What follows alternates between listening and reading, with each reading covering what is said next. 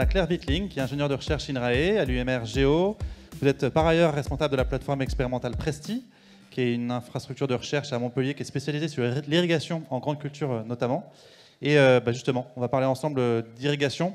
Comment évaluer la performance de l'irrigation et quelles sont les marges de manœuvre offertes en termes d'optimisation? Tout à fait, merci. Donc, bonjour tout le monde. Donc, comme l'a dit Pierre, je vais vous parler des performances de l'irrigation, comment les évaluer et quelles marges de manœuvre pour des économies d'eau. Donc, je présenterai 3 points. D'abord, qu'est-ce que l'efficience de l'eau d'irrigation? Ensuite, comment améliorer cette efficience pour économiser l'eau? Et enfin, quelles économies d'eau sont réalisables en irrigation? Donc pour cela, je présente d'abord le cheminement de l'eau d'irrigation à la parcelle. Donc l'eau est prélevée à la source, elle est ensuite mise sous pression, elle est transportée jusqu'à la parcelle, elle est distribuée avec un réseau dans la parcelle, puis avec un système d'irrigation, ici c'est un enrouleur, et ensuite elle peut traverser une petite zone dans l'air et ensuite être stockée dans le sol, être absorbée par la plante, transpirée et enfin participer à l'élaboration du rendement.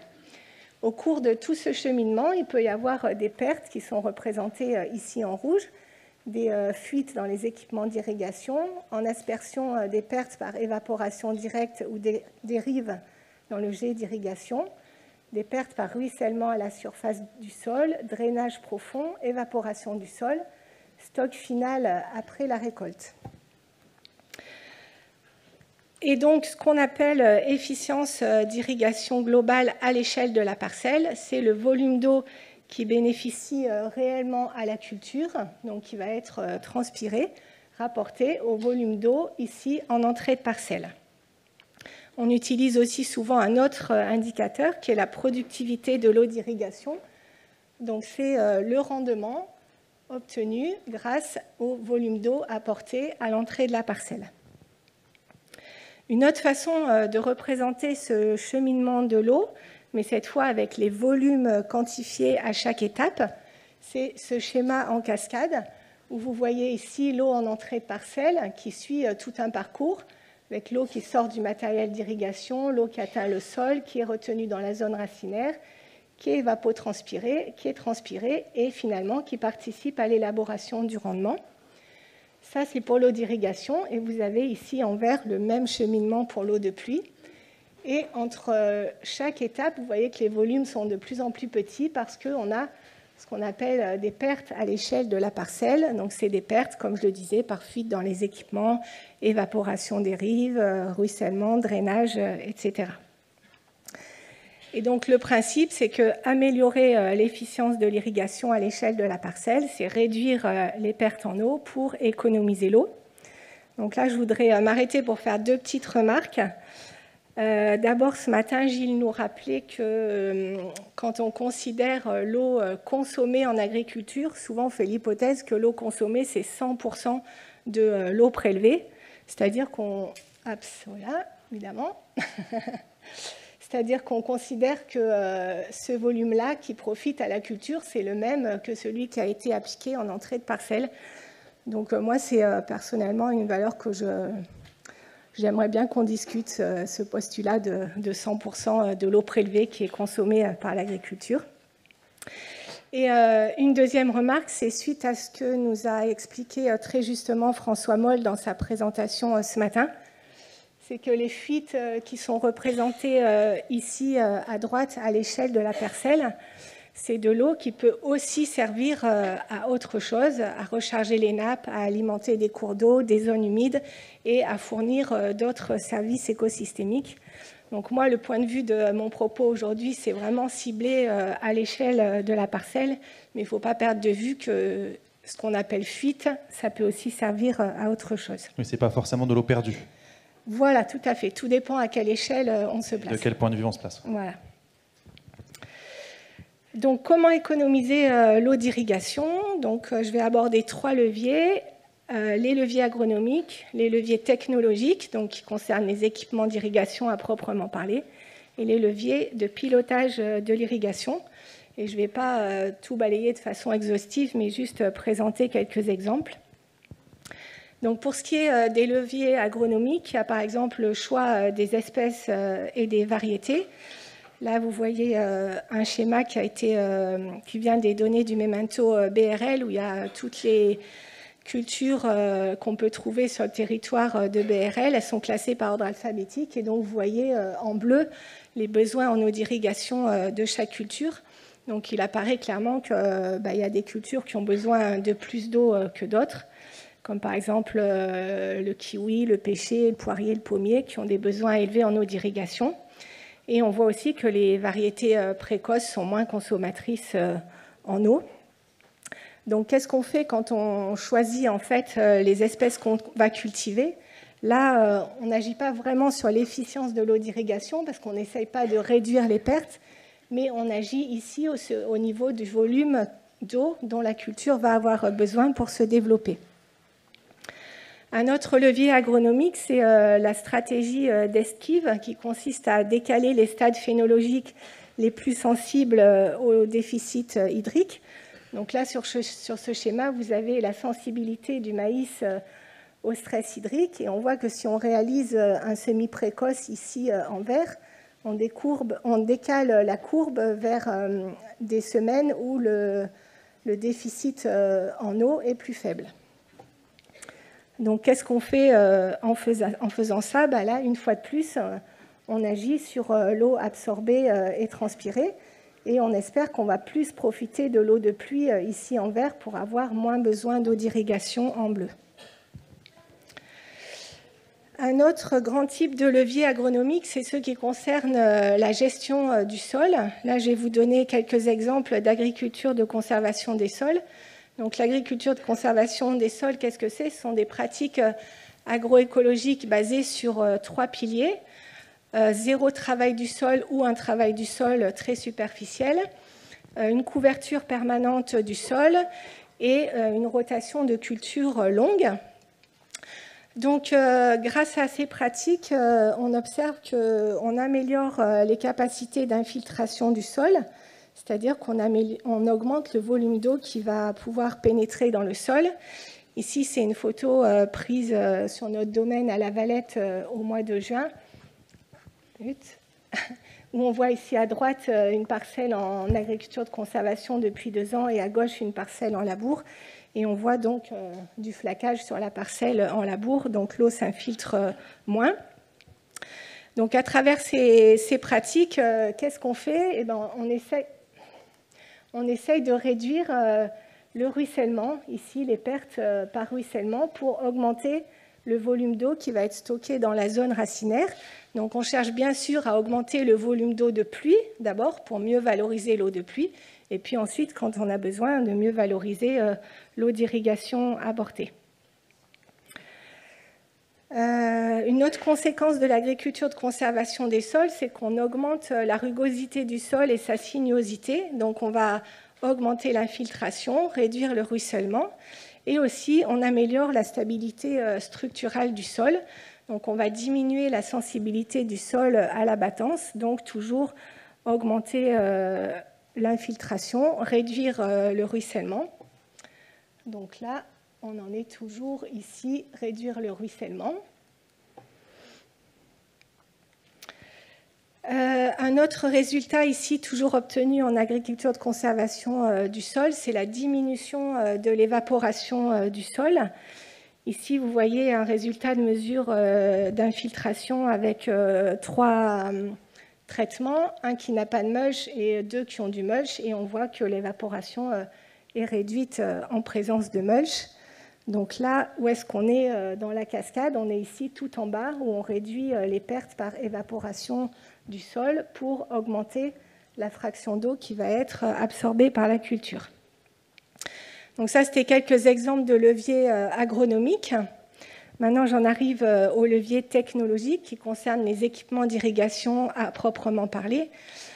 Un levier très important, c'est d'améliorer l'uniformité de la distribution à la parcelle, parce que quand on a une mauvaise uniformité, on a des zones sous-irriguées, des zones sur-irriguées, et sur ces zones sur-irriguées, on va avoir des pertes localisées par ruissellement ou par drainage.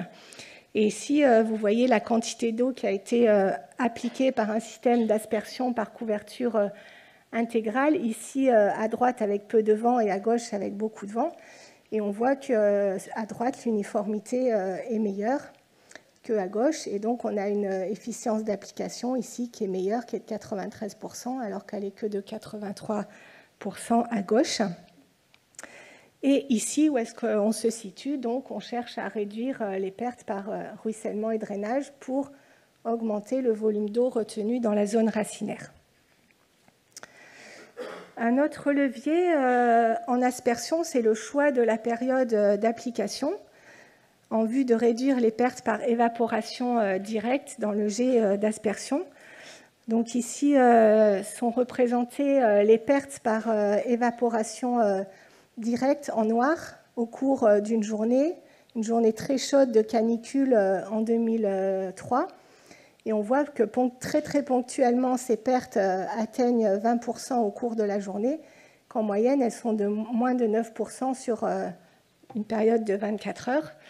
Donc ça veut dire que si on en a les moyens, c'est bien d'éviter d'irriguer durant la plage horaire 11h-15h, là où les pertes par évaporation directe sont les plus importantes. Et là, donc, on est ici, on cherche à réduire les pertes par évaporation pour optimiser la quantité d'eau d'irrigation qui va atteindre le sol. J'en arrive au troisième levier, qui sont les leviers de pilotage. Donc, c'est soit des dispositifs d'information, soit des outils d'aide à la décision.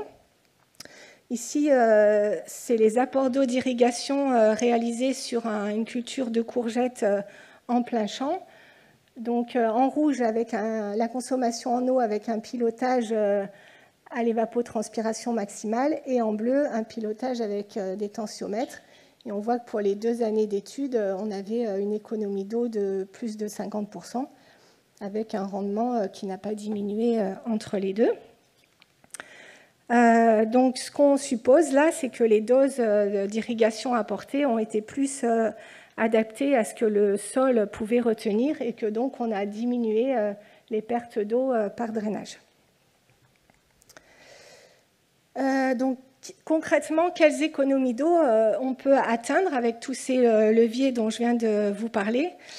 D'abord, je tiens à dire qu'on a encore peu de références d'économies d'eau réalisées, donc on a besoin de travailler encore sur ces sujets. Et je donne une information qualitative qui avait été recueillie pendant le projet Bagage, qui était un projet sur les pratiques agroécologiques dans le sud-ouest. Et ce qui avait été remarqué, c'est que les exploitants en agriculture de conservation des sols, ils irriguent de la même manière qu'en conventionnel. C'est-à-dire qu'un agriculteur qui est passé en agriculture de conservation, il continue à irriguer de la même façon qu'avant. C'est-à-dire qu'il ne tire pas avantage des nouvelles propriétés de son sol. Ce n'est pas qu'il ait de mauvaise volonté, mais c'est qu'on ne sait pas encore comment faire pour valoriser les nouvelles propriétés du sol. Oui, trop forte aversion au risque par rapport aux références technico-économiques dont on disposerait. Voilà, parce qu'on n'a pas assez de références, justement. Tout à fait. Donc, nécessité d'acquérir des références sur les besoins en eau d'irrigation, en agriculture de conservation et plus largement sous d'autres pratiques agroécologiques.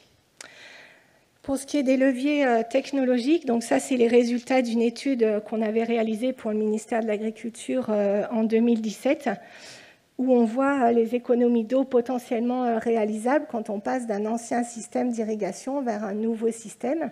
Sur la diagonale ici, il s'agit des situations où on change un matériel à l'identique, mais on passe d'un vieil matériel, par exemple un vieil enrouleur, à un nouveau matériel, un nouvel enrouleur.